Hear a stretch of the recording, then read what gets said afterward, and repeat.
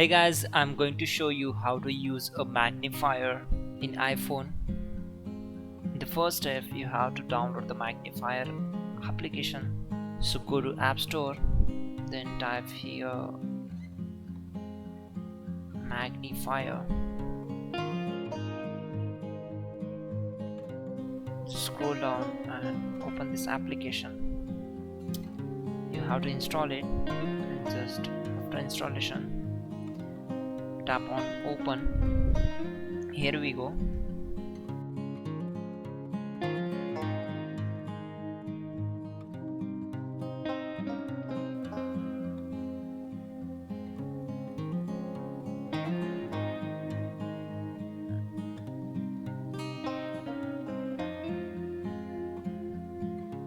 You can adjust the brightness from here.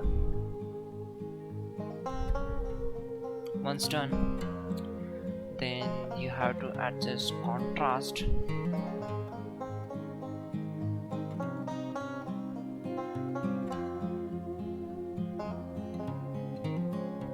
There we go.